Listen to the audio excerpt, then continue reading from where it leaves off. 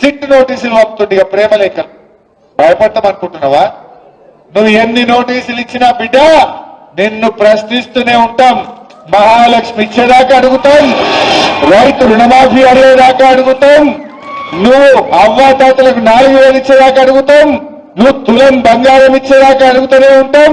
పిల్లలకు SC ST బీసీలకు fee reimbursement డబ్బులు ఇచ్చేదాకా రేవంత్ రెడ్డి వెంట పడుతూనే ఉంటాం. నువ్వు ఎన్ని నోటీసులు ఇచ్చినా, నువ్వు ఎన్ని అటెన్షన్ డైవర్షన్లు చేసినా నీ వెంటనే పడతాం. ఏందన్నట్టు మనం మున్సిపల్ ఎన్నికల్లో పనిచేసుకోవద్దు, ఇక ఈ సిట్ నోటీసులు ఇచ్చి దాని చుట్టే తిరగాలి. నీ బామ్మర్ది బొగ్గు కుంభకోణం బయటకు రావద్దు, ఈ సిట్ నోటీసుల మీద డైవర్షన్ పాలిటిక్స్ చేయాలి. నడవ ఈ డ్రామాలు జనంకి అన్ని అర్థమైపోయినాయి. నువ్వు ప్రజల్ని మోసం చేసినావు, పైసలు లేవని ఒక దిక్కంటాడు, ప్రత్యేక విమానాలల్లా విదేశాలు తిరుగుతున్నాడు, ఢిల్లీ తిరుగుతున్నాడు.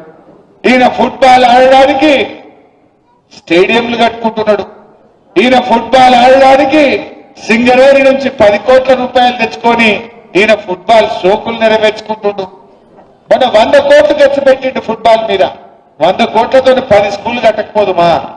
పైసలు లేవంటావు, నీ ఫుట్బాల్ కోసం 100 కోట్ల రూపాయలు ఖర్చు పెట్టవా రేవంత్ రెడ్డి? నీ షోకుల కోసం ఖర్చు పెట్టవా రేవంత్ రెడ్డి? మనం చూస్తలేమా? నిన్న మొన్న వాటాల పంచాయతీ పడి మంత్రులే ఇవాళ కొట్లాడుకుంటున్నారు, వాటాల కోసం రోడ్డు మీద పడతా ఉన్నారు. ఇవాళ అన్ని విషయాలు కూడా ప్రజలకు అర్థమైపోతా ఉన్నాయి. మీరు మెదక్లు నేను అడుగుతా ఉన్నా, ఎందుకంటే కాంగ్రెస్ గవర్నమెంట్ ఉంటే గణపురం నీళ్లు వదలాలంటే జీబులు కట్టుకుని హైదరాబాద్ పోవాలి, హ్యూమన్ రైట్స్ కమిషన్ల కేసులు వేయాలి. 10 ఏళ్ల బీఆర్ఎస్ గవర్నమెంట్ లో గడప బయట కాలు పెట్టకుండా నీళ్లు వచ్చినాయా లేవా? ఒక్క ఫోన్ కొట్టి పద్మక్క నీళ్లిడు అంటే ఆడ గేట్లు ఎత్తుడైనా. గడప బయట కాలు పెట్టకుండా 10 ఏళ్లు గణపురం ఆనకట్టకు నీళ్లు ఇచ్చింది బీఆర్ఎస్. కాంగ్రెస్ వచ్చింది, యాసంగి పంటకు నీళ్లు బంద్ అయినాయి. ఉన్నాయా ఈ యాసంగికి నీళ్లు? ఈ యాసంగి ఎండబెట్టేసి క్రాప్ హాలిడే ప్రకటించిండు. యాసంగి రైతు బంధు ఇప్పటిదాకా వల్లే. కేసీఆర్ ఏమో నాట్లకు రైతు బంధు ఇచ్చిండు, రేవంత్ రెడ్డి ఓట్లకు రైతు బంధు ఇస్తున్నాడు. ఇప్పుడు ఎందుకంటే మొన్న సర్పంచ్ ఎన్నికలు ఉన్నాయని ఓట్లకు పైసలు వేసిండు. ఇప్పుడు ఊర్లలో ఓట్లు లేవు కదా, ఊర్లలో బంద్ పెట్టండి, ఇప్పుడు టౌన్లో సీరియల్ వస్తుండే.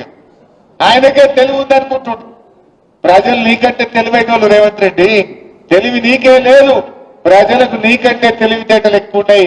ఆ ప్రజల్ని గుణపాఠం చెప్పడానికి సిద్ధంగా ఉన్నారు అని మనం చేస్తా ఉన్నా. బాగా ఆలోచించండి. ఇలా మెదక్ అభివృద్ధిలో ముందుకు సాగాలంటే మన బీఆర్ఎస్ అభ్యర్థులు గెలవాల్సిన అవసరం ఉంది. కేసీఆర్ గారు ఎంతో ఆలోచించి కొత్త జిల్లాలు ఏర్పాటు చేసింది. ఇలా కాంగ్రెస్ వాళ్ళు జిల్లాలు రద్దు చేస్తారట. మెదక్లో ఎవరైనా కాంగ్రెస్ పార్టీకి ఓటేయడం అంటే మన జిల్లాను మనం వద్దనుకోవడమే. మన జిల్లా రద్దు చేస్తానన్న రేవంత్ రెడ్డికి ఓటేయడం అంటే మన ఏళ్ళతో మన కన్ను పొడుచుకోవడమే. మెదక్ జిల్లా ఉండాలనా పోవాలా? ఉండాలనా పోవాలా?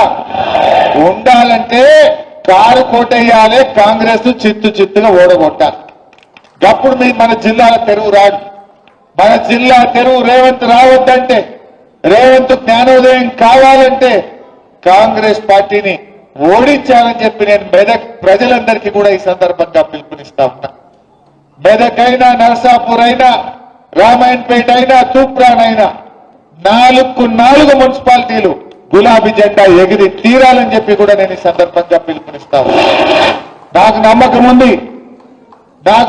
ఉంది తప్పకుండా ఈ 4 మున్సిపాలిటీలు కూడా బీఆర్ఎస్ గెలిచి తీరుతుంది. అసలు కాంగ్రెస్ వచ్చినాక మున్సిపాలిటీల్లో బుగ్గలు కూడా, వీధి దీపాలు కూడా వెలుగుతలేవు. చెత్త కూడా సరిగా ఎత్తుతున్న పరిస్థితి లేదు, కొత్తగా రోడ్ వేసిన పరిస్థితి లేదు. మొత్తం పారిశుద్ధ్యం లోపించింది. ప్రజలు డయేరియా, అంటురోగాలు, విష జ్వరాల బారిన పడి ఇలా నానా ఇబ్బందులు పడుతున్నటువంటి పరిస్థితి ఉన్నది. ఇంకా గొప్పతనం ఏంటంటే దీనికి మున్సిపల్ మంత్రి రేవంత్ రెడ్డి, ఆయన శాఖలోనే ఇంత దారుణమైనటువంటి పరిస్థితులు ఇవాళ ఈ రాష్ట్రంలో నెలకొన్నటువంటి పరిస్థితి ఉన్నది. నేను మీ అందరినీ కూడా కోరేది ఒక్కటే, దయచేసి అందరూ కలిసిమెలిసి పనిచేయండి. పార్టీలో కార్యకర్తలు మెరిట్ ప్రకారం మా ఫారూక్ హుస్సేన్ సాబ్ ఆయన పార్టీ మనిషి, ఎవరి ముఖం చూడండి. జో జీతా ఉनको టికెట్ మిల్తా. వేరే వాళ్ళు దయచేసి నేను కోరేది ఒక్కటే, ఎవరైనా రాకపోతే కాపాడుకుంటాం. 2 ఏళ్ల తర్వాత వచ్చేది బీఆర్ఎస్ గవర్నమెంటే. తప్పకుండా మార్కెట్ కమిటీలు ఉంటాయి, ఎన్నో అవకాశాలు ఉంటాయి, గ్రంథాలయ సంస్థ డైరెక్టర్లు ఉంటాయి. ఆ కార్యకర్తలను కూడా కాపాడుకుంటాం. సహకరించండి. మనం జెండా ఎగరేయడం మనకు ముఖ్యం, గులాబీ జెండా ఎగరడం మనకు ముఖ్యం. ఎక్కడనైనా ఏదైనా రాకపోతే కూడా బాధపడద్దు, పార్టీ మిమ్మల్ని కాపాడుకుంటుంది. వాళ్ళు కూర్చున్నారు ఎదుటి, వాళ్ళ క్యాండిడేట్లు దొరుకుతలేరు. వాళ్ళకి బీఆర్ఎస్ వాళ్ళు టికెట్లు ఇచ్చినాక మేము ఇస్తామంటున్నాడు. వీళ్ళు ఎవడన్నా రానోడో అలిగినోడో గులిగినోడు ఉంటే ఎత్తపోదామని చుట్టూ పోతారా? బీఆర్ఎస్ బిడ్డలు పోరు. బీఆర్ఎస్ బిడ్డలు వస్తే దల్లాటరు, రాకుండా గెలుపు కోసం కృషి చేస్తారు. రాని వాళ్ళను కాపాడుకుంటాం, వచ్చిన వాళ్ళను గౌరవించుకుంటాం. ఎవరు కూడా తొందర పడద్దు దయచేసి. భవిష్యత్తు మనదే. అయిపోయింది, అది జారుడు బండ. కాంగ్రెస్ పని జారుడు బండ మీద పడ్డట్టే. మంత్రులే నిలదీస్తుంటే ఎవరు కాడా ఊరు యాడ పోతాడు, మంత్రుల్ని నిలదీస్తుంటే ఉన్నది. మంత్రులు బయటకు వెళ్ళాలంటే పోలీసు వాళ్ళు ముంగడ జీబులు 4 ఎడకాసి పెట్టుకొని వెళ్తున్నారు. గట్టిగా వచ్చే పరిస్థితి లేదు ఈరోజు. అందువల్ల మనం కలిసిమెలిసి పనిచేద్దాం, మంచిగా పోరాడదాం. అందరం కలిసి మరి మన మెదక్ మీద గులాబీ జెండా ఎగరేసుకుందాం.